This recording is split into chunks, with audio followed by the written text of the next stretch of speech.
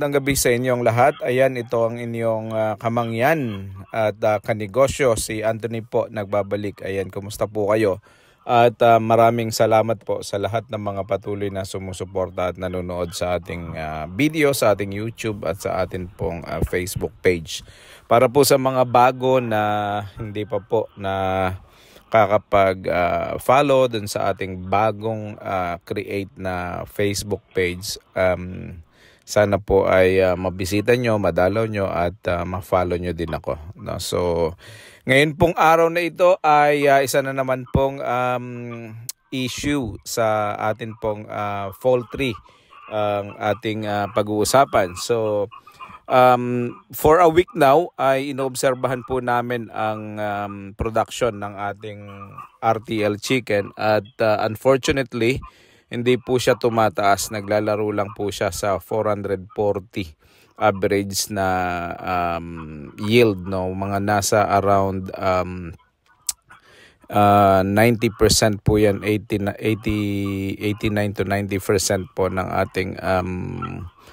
ating total amount of chicken, no. So 490 na lang po yung ating manok ngayon. At ang nangingitlog po ay yung araw-araw pong itlog halos ang average niya ay 440. So kung yan po ay di-divide natin sa 490, yan po ay 89.7%. So mga nasa around 90%. So ang problema po ay hindi siya tumataas, which is ideally ang yield dapat po natin, ang production natin ay mga nasa around 450, 460, 470, 480 if not, no. Dapat mga nasa around that figure, 480, 490, 470, 480, mga ganon. So dapat at least kahit paano nakaka 97% po tayo, 98%. Pero dahil nga po sa unknown reasons, no, sa hindi natin malamang kadahilanan bakit hindi tumataas ang ating production, ay ako po ay nag-research, no. So maraming mga factors po kung bakit hindi tumataas ang pangingitlog. Una, na-stress ang mga manok natin. Pangalawa, hindi nakakain ng tama. Pangatlo, hindi nakakainom ng tama. Paapat ay hindi malinis at maayos ang kanilang mga kulungan. At panglima ay hindi po sila napupurga.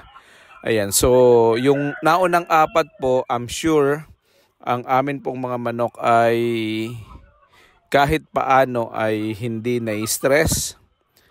Konting-konti lang yung time na na-stress sila pag may mga bago na hindi natin may mga bago tayo mga ginagawa sa poultry na hindi natin maiwasan. Pangalawa, nakakakain po sila ng tama. Hindi nga po halos nila maubos yung mga pagkain binibigay namin every day, no. So may mga natitira pa yan hanggang kinabukasan. Pangatlo po ay malinis naman ang kanila. Nakakainom naman po sila ng tama at hindi din po sila nagkakaproblema sa paglilinis at lagi po nalilinisan ng atin pong mga poultry. Ayan. So ang hindi na lang po namin nagagawa, at sa tingin ko ay ito yung isa sa mga reasons bakit ang mga manok ay hindi tumataas ang itlog, ay hindi namin sila napupurga. So this time po gagawin namin ay pupurgahin namin. At isa sa mga advice po yan na dapat pinupurga. Actually, pagkadating po dapat ng inyong RTL na mga manok sa inyo, after a week or so, dapat pinupurga nyo na po yan. Kasi hindi nyo rin alam hindi po natin alam kung kailan sila napurga.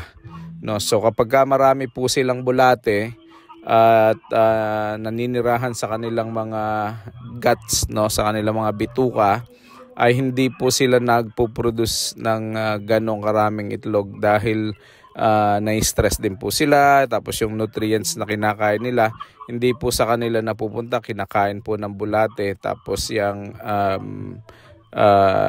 na-stress po. So kailangan at importante na magkaroon po tayo ng deworming program, no? So dapat may program po tayo kung kailan tayo magdi-deworm. So may mga advice po na every 4 months dapat po tayo nag-deworm. Meron din pong every 6 months nagsasabi, at meron din po nagsasabi na every 3 months. So ako po, susubukan po namin ito ngayong linggo na to, darating na linggo, Lunes po. Bibili tayo ng deworming na gamot, tapos atin pong i-deworm ng 2 araw. No po, ang ganun po yung proseso dapat. I-deworm natin sila ng 2 araw, yung magkasunod na araw.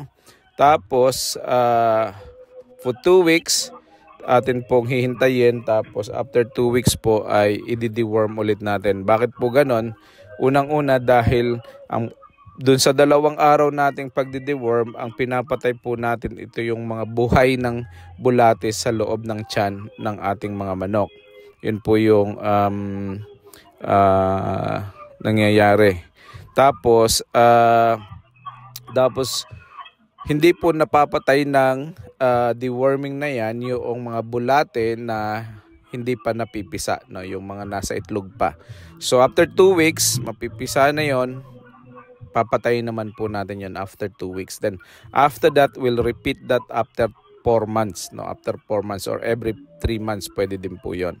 So repeat natin yung process na yon na every 4 months magdi-deworm po tayo, no? So 3 times a year, para mas maging healthy, mas ma-absorb ng ating mga manok yung kinakain nila. Hindi po sila ma-stress, no? Kita yung po kasing bulate, malaki talaga epekto niyan. Hindi lamang po yan sa mga manok, kahit sa mga tao, no? Mapapansin nyo sa mga tao, yung mga bata na maraming bulate, malaki tiyan, tapos kahit kumain ng marami, hindi po tumataba, no? Laging payatot. So ganyan din po sa mga manok. Kahit na sobrang dami nilang kumain, masustansyang iniinom nila, kahit na ano pang gawin natin, hindi po yan tataba, hindi po yan ma-absorb yung pagkain na dapat kinakain nila. So dapat ay regularly naalagaan natin sila ng pagdi-deworm, no? Nagdi-deworming tayo every